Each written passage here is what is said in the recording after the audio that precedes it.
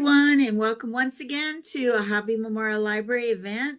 We are excited because we have one of our partners back from the community.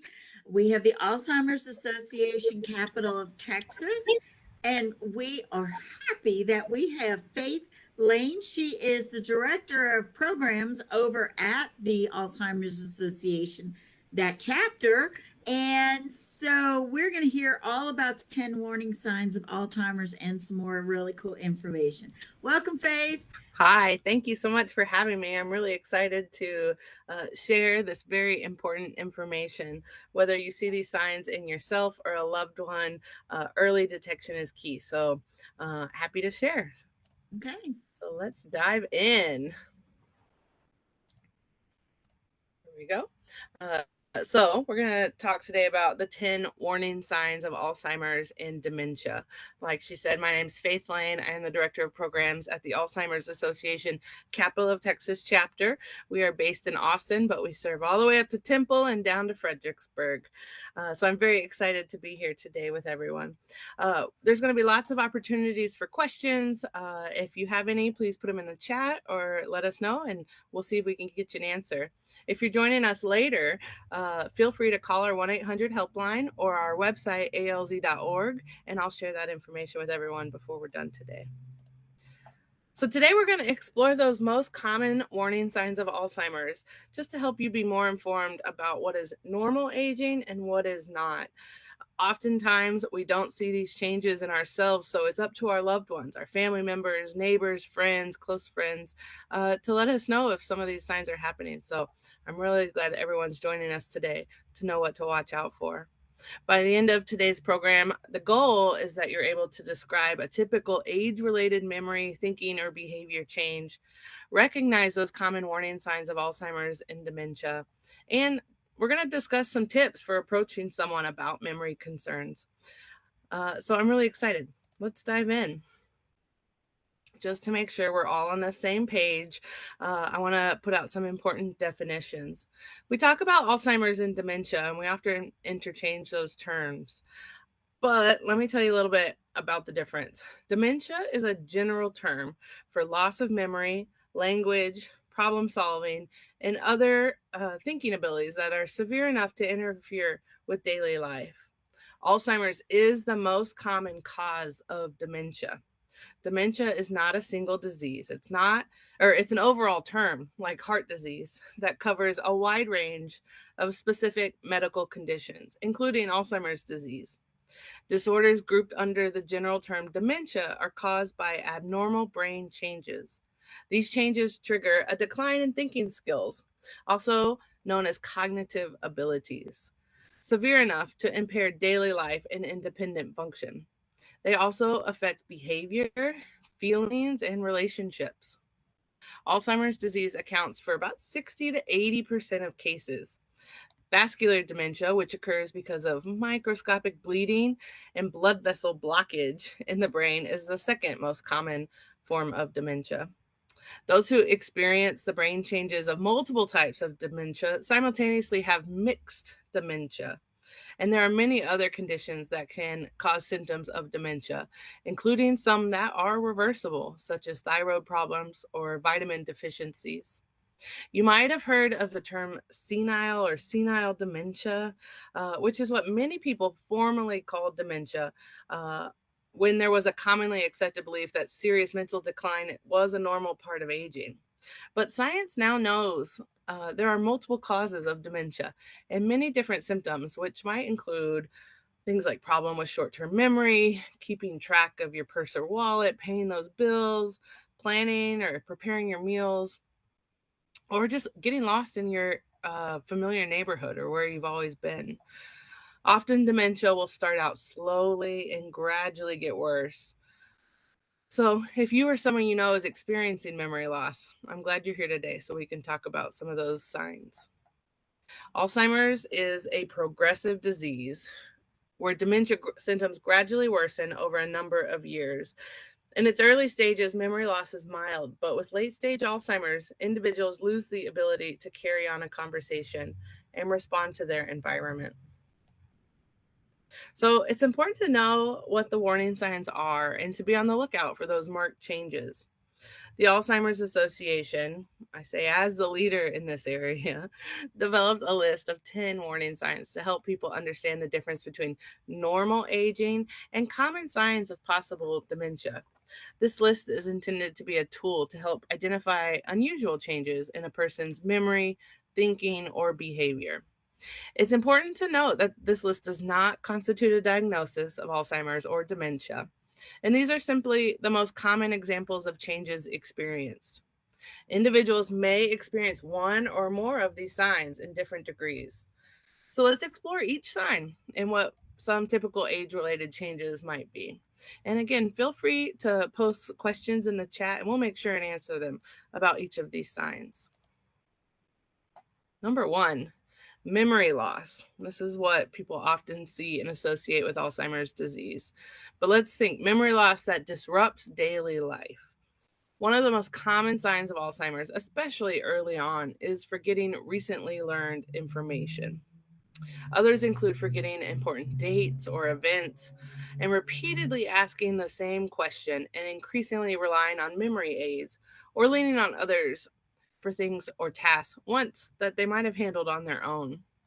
A typical age related change is sometimes forgetting information, but really remembering it later on, or being able to trace your steps back to get to that memory. Number two, challenges in planning or solving problems. Some people may experience new difficulties in executive functioning, including developing or following a plan or difficulty concentrating. Conversely, a more typical age related change is making occasional errors when managing bills or household finances. Number three, difficulty completing familiar tasks. People living, I'm so sorry. People living with dementia often find it hard to complete daily tasks that used to be managed with ease, such as driving to a familiar place like your church or your grocery store, or writing a grocery list, or remembering how to play your favorite game.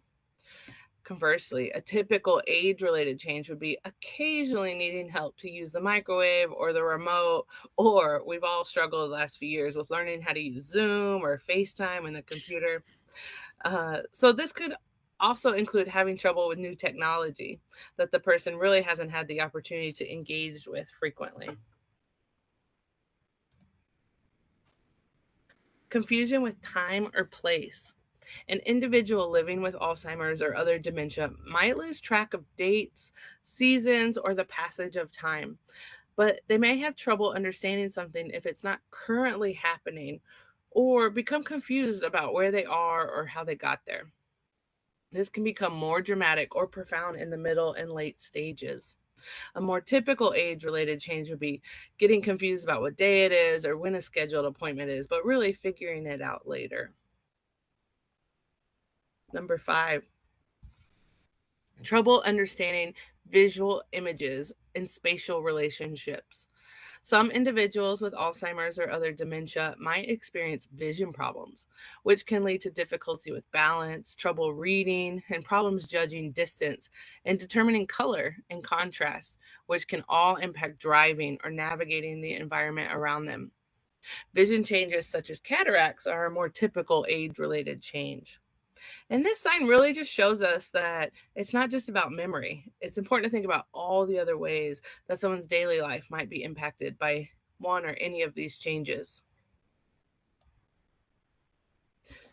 Number six, new problems with words in speaking or writing. Individuals may have trouble following or joining a conversation, stop in the middle of the conversation, and really forget about what they were talking about and continuously repeat themselves. They might also struggle with finding the right word or call things by the wrong name. They may start using more descriptive terms to talk about something rather than the name of the actual item. I recently interacted with an older gentleman who had Alzheimer's and he worked in IT for his whole career.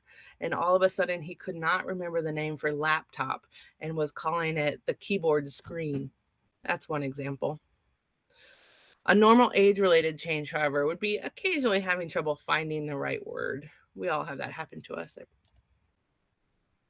Number 7, misplacing things and losing them, losing the ability to retrace your steps.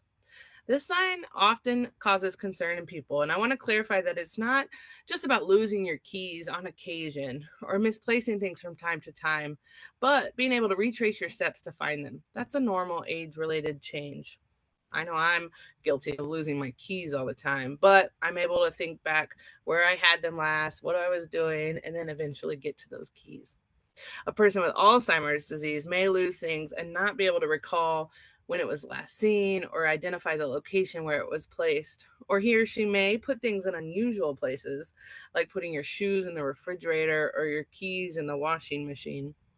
Because of the lack of executive function and awareness, the person may grow increasingly suspicious of others and start accusing people of stealing, and do so more over time. We see that often with Alzheimer's cases. Decreased or poor judgment.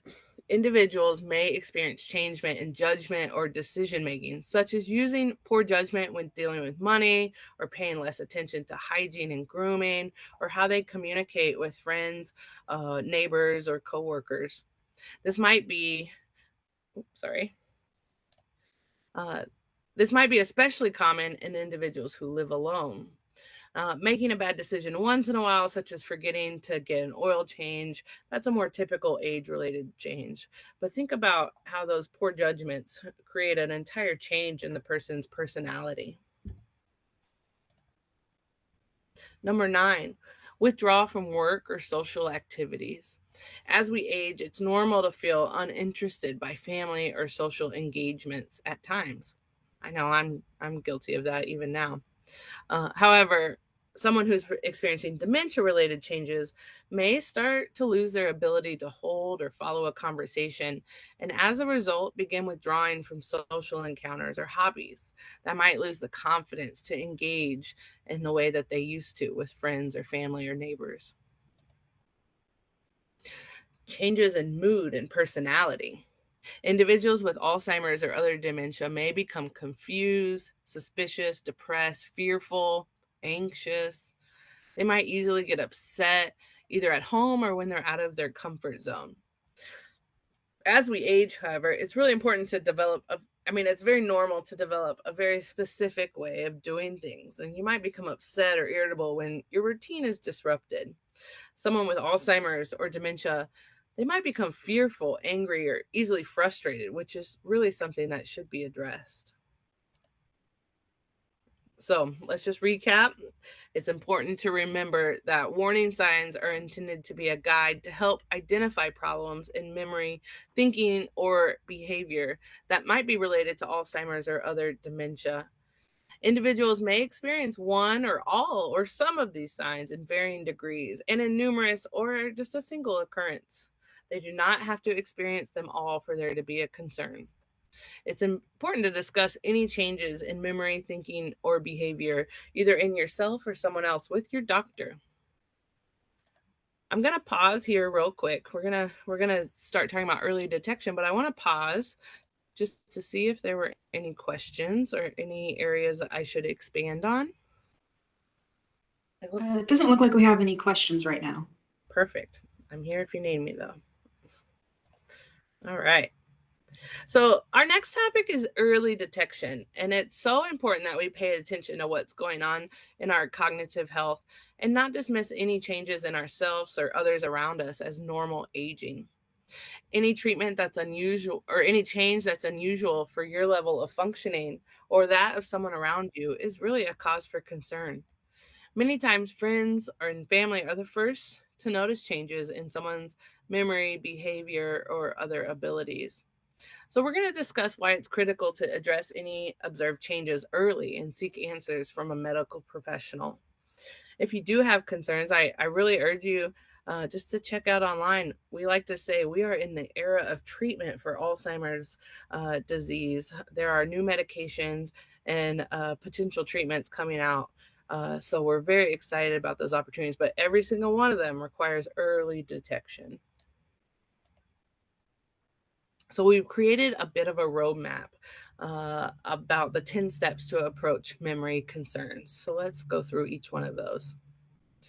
Number one, just what changes in memory, thinking, or behavior do you see? What's the person doing or not doing that's really causing that concern? One thing that I've heard time and time again from different support groups or those navigating this disease is keep a journal. It's hard when you go to a medical professional. You have to start listing out all those concerns, but you might keep a journal, and that might help you or your loved one really map out what's going on. So if you're seeing changes in memory, thinking, or behavior, and you really are concerned about, you might start putting dates to it, writing a quick note about what you're observing. And then that can help you when you're communicating with either your loved one or the medical professional. Number two, think about what else is going on. Various conditions can cause changes in memory, thinking, and behavior. Are there other health or lifestyle issues that can be contributing to these changes, such as stress, diabetes, or changes in medication? You want to take the whole picture into account when you're thinking about big life changes and what you're observing. Number three, learn about the signs and the benefits of early diagnosis. So everyone on the call today, you've already taken that very first important step by joining us for this program to learn about these topics. Do you notice any of these signs in the person you're concerned about? Think about that. Number four, has anyone else observed the changes that you've seen? You might talk with friends and family. What, if any, changes have they noticed? And again, if you're journaling or you're taking note of those, it'll be easier to compare those with your loved ones. And you might also be able to get a more full and complete picture when you have that discussion. Number five, let's start thinking about having the conversation.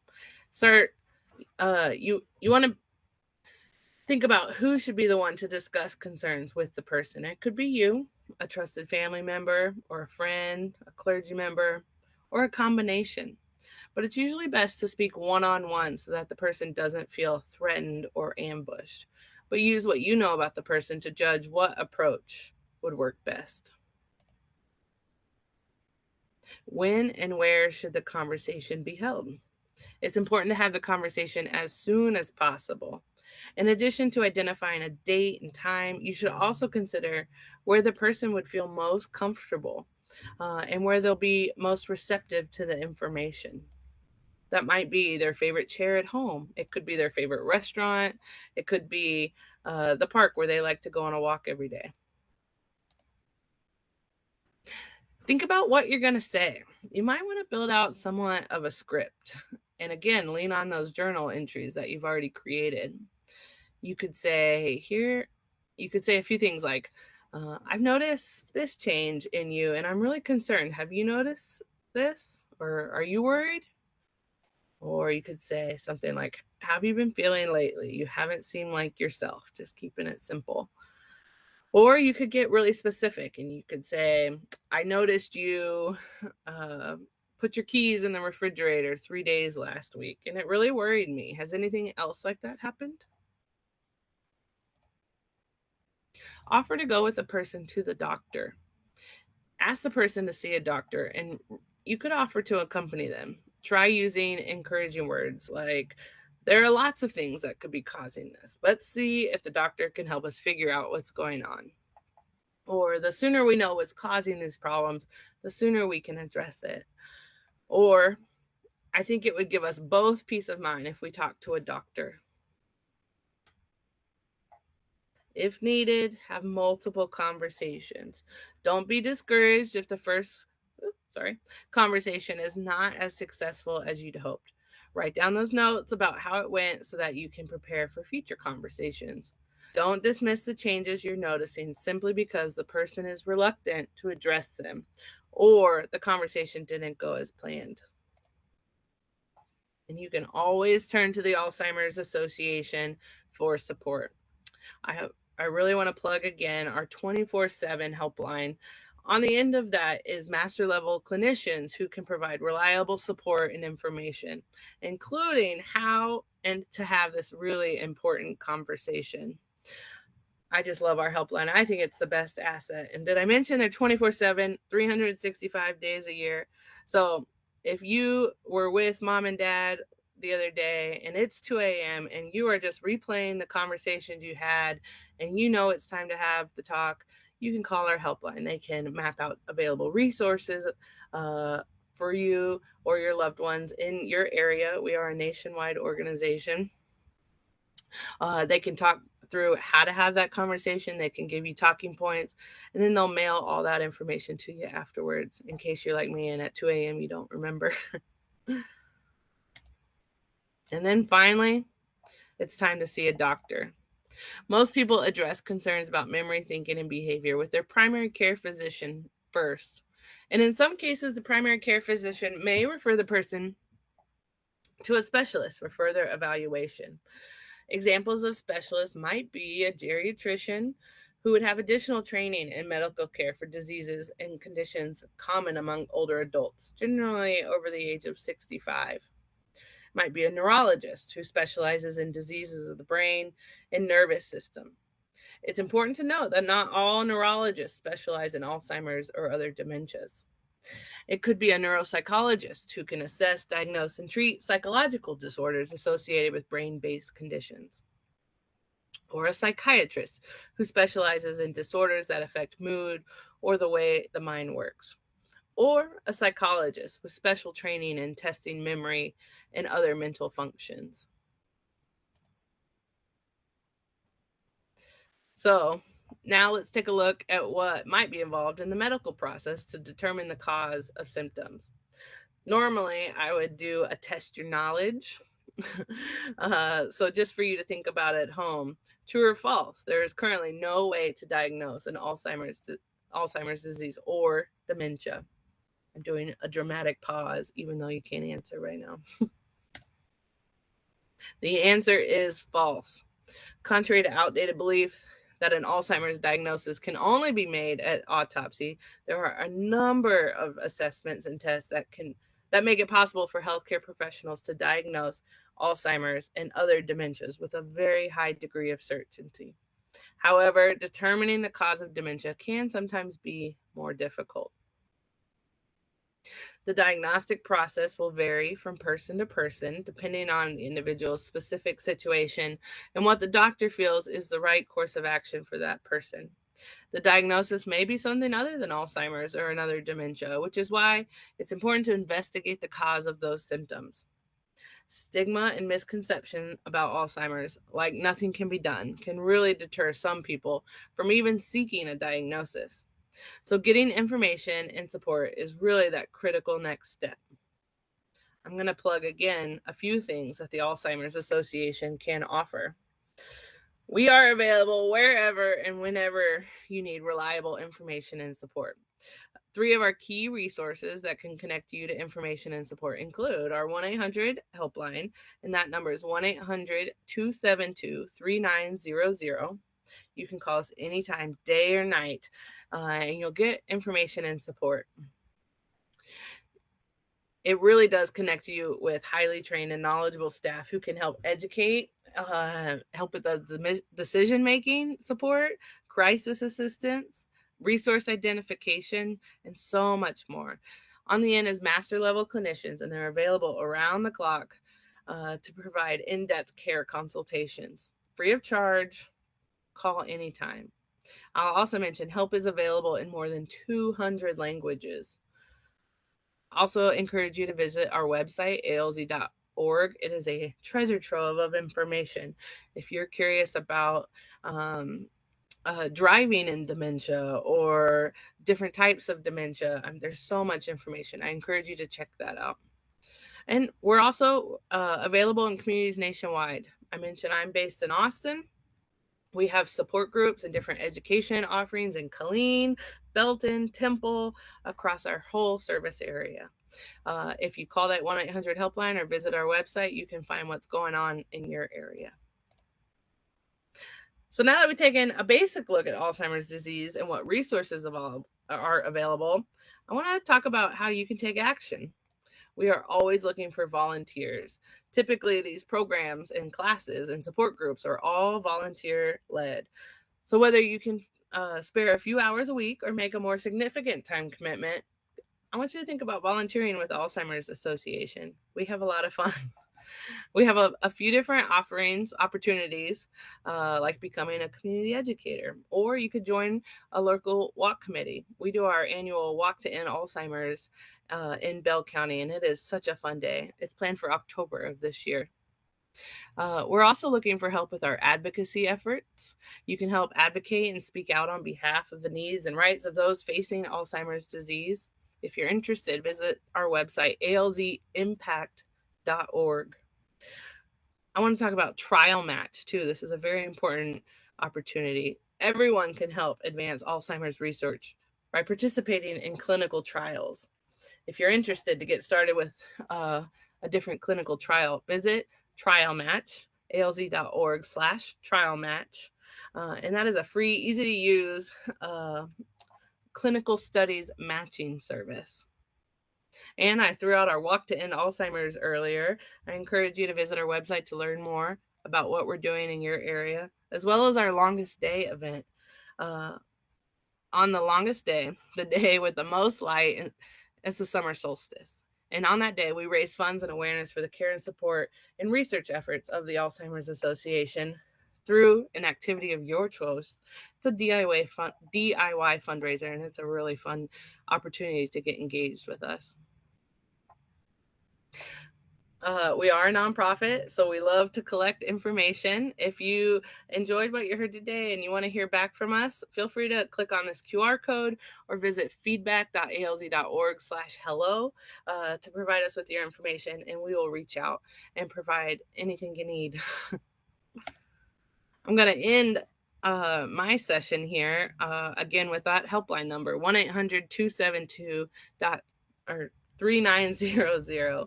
I'm going to stick around for a few questions if anyone has anything specific they'd like to talk about. Alyssa, do we have any questions? Yes, there was one question. This commenter said you may have already answered the question in your presentation, but I'll go ahead and pass it along in case you have any other information to provide them. It sounds like they may be like a caregiver, and their question is, what options are available if the doctor is somewhat dismissive? We are looking at changing her PCP, but even she, the patient, is aware of the forgetfulness and recognizes the possibility of early onset dementia. Mm-hmm. You know, it's an unfortunate place to navigate, but at the end of the day, you are your best health advocate. And if you feel like you're not getting the answers that you need, we encourage you to shop around for providers, find one that fits your needs. And if your concern isn't being addressed, you got to drill down either with that provider or with a new provider and stick to your guns. If you think there's an issue, keep asking the questions and keep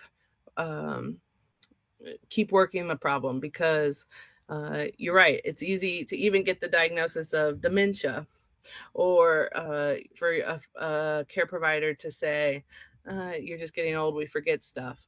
And the reality is it could be so much more than that. So if you have concerns, keep pushing the issue with your provider or find a second opinion. If you call our helpline number, they can refer you to different physicians in your area that might have specialties that you're looking for. And so, yeah, I'm going to refer back to that 1-800 helpline number. I have a question along those lines. Is there some type of a medical, like brain scans or something that give you definitive answers on it? Yes and no. Each case is different, and it is a series of diagnostic testing that's typically done. Usually it starts with a few verbal or written questions at your primary care physician. They might mention a few things at the beginning of the appointment, and at the end of the appointment ask you details about that, and that's kind of the first step usually. Then it can progress to brain scans and different diagnostic tools. Alyssa, any other go ahead. I was just going to say it can be a process, though. Any other questions? Because I have a bunch. No, no more questions right now. Okay. Is sleep apnea, I know there, like UT is doing studies on sleep apnea. Um, can you like talk about how that's maybe a connection and what studies are being done? Ooh, I am not sure on specific studies. However, yes, Alzheimer's can often be misdiagnosed as sleep apnea in the early stages. They present similarly with some of the forgetfulness and different things, especially for early onset Alzheimer's, which can come as early as 40, 45 years of age. So, uh, if you get that sleep apnea diagnosis and you don't feel that's correct, and you need to keep drilling down with your health provider. But they do present similarly in those early stages.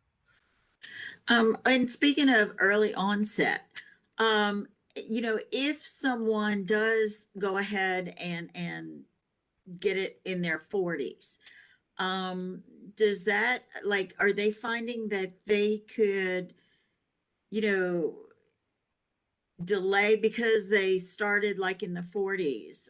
Are they, succumbing to it a lot earlier, or are they able to work with them to keep them all going? This is the hard area for questions on this disease, because my answer will probably always be every case is different, and there's not a definitive answer there. Early onset Alzheimer's, like I mentioned, can come on as early as 40, 45. The progression is different, but the key is early detection, whether it's early onset or later in life. Early detection is what is key to get on the right treatment, get involved with clinical trials for new treatments that are becoming available that can prolong the disease and make sure that you're extending quality of life as long as possible. I'm sorry, I'm just a ball of I questions love it. here. Can hallucinations be a symptom of Alzheimer's coming on? Um, yes and no. It's not a definitive answer again. Uh, we like to say those 10 warning signs that I mentioned earlier are the key, but things outside of that can be happening beyond just those 10 warning signs. And beyond hallucinations, it can be that idea that someone's stealing your keys or something's happening because items are misplaced or you lost things. So stories are invented to make that make sense, and that could come in the form of hallucinations. In the beginning, you were talking about, dementia might be caused also by a lack of vitamins. Do you want to kind of maybe talk more about that? What vitamins should we be taking? There are so many different areas that can cause memory loss or changes in those behaviors, like we talked about earlier. So that's why it's important to raise those questions with your health provider so they can um, narrow down any other possibilities before that Alzheimer's diagnosis is made. Thanks. Thank you for that. Alyssa, any questions? Any more questions? No, we don't have any more. Okay. Well, definitely, I mean, this area, we're all getting to the point where like we wonder what's happening. Is that just normal? I'm so busy, I forgot something, or is there something really going on? And so it's really cool that you took the time today to go ahead and talk to us about this subject, and share with us that you have lots and lots of resources for people. You know, I know, of several people that, if the subject is approached, like you said, maybe there's a problem, they go, no, I don't have a problem. So do you see that as your biggest problem? Is people denying they have a problem? Absolutely. It's a scary word, Alzheimer's, dementia, memory loss. That's scary to think about. So, yes, oftentimes in the early stages, avoidance is what's happening. So, uh, I'm going to echo early detection is so important. So, if you can get your loved one to the table and have those conversations, continue having those conversations, get them with a medical provider. It's so important. So it might be uncomfortable. It might not be how they anticipated retirement or those next few years, but it's so important to get those concerns raised with your medical provider so that a solution can be found. I do have a question that's kind of not sort of related to your associate. Well, maybe it might be.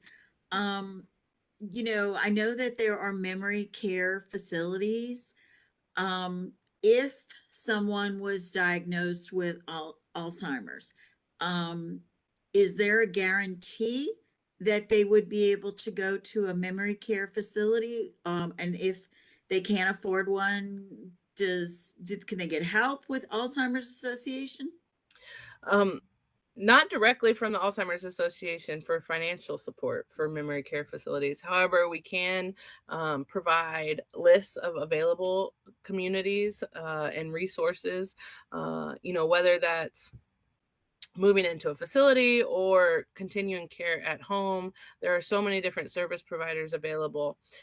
I'm going to plug our website one more time. If you call our website, they can provide you lists of resources that are available in your area, whether that's housing needs or at-home care needs or respite facility needs. Okay, well, great. This was wonderful information. We truly appreciate you guys, working with us. And guys, they're constantly sending me some really cool workshops that you guys are having over there. So, make sure you check out their website for the information. And Alyssa, and one more time, any more questions before we start wrapping up? No, no more questions. No. Okay. Well, Faith, thank you so much. Thank you for all your information. I hope if people do have follow-up questions that they will contact you and get some information from you. It's always good talking with you guys because I know there's a lot of research in the area, and it's really good. Years ago when we had this, there wasn't as many medications. And now there's much more breakthrough with medications. Mm-hmm. Yeah. I So really appreciate you having us. I think it's so important to get those warning signs out there, and the more people that know them, the more we can lean towards early detection and getting into those treatment options. So I appreciate you having us today. Again, if you have any questions, 1-800-272-3900, or feel free to visit our website at alz.org. Thank you okay, so well, much. thank you. And before we go, guys, I want to give you guys some reminders. Tomorrow, come to the library at noon because we're going to have an event, an in-person event on allergies. So you know how everybody has like allergies all over the place? Well, come and find out some information about it. And that'll be in the library at noon tomorrow. Then next week, we have another one of our night sky tours with Warren Hart. That will be Wednesday, February the 22nd, here on Facebook, and that is at noon. Just keep putting stuff on your calendar because we have lots of fun info. We still have our military history series, a lot of great speakers that are going to be throughout March and April. We are collecting our byways. So if you are a CTC student and you're creative in writing or art, music, definitely go to our website, Hobby Memorial Library, look all the way at the bottom under byways and get involved. Our deadline is March the 10th. Also, if you are a welding student, or even if you're not a welding student, if you just weld, we have a welding competition. And so make sure that you go down at the bottom of our library website, hit events, find the welding competition flyer, and go ahead and get involved. We love having all of our events for you guys. We're always open to whatever idea you guys may want to have. And that's what we do. We bring info. We're librarians. So, all righty. Well, listen, guys, it is gorgeous out there. Make sure you go outside and absorb all the sun and all the nice heat because, next week it will be changed. So, all righty. So, we will see you guys later and we'll see you also, Faith. So, Alyssa, if you will take us out. Thank you, guys.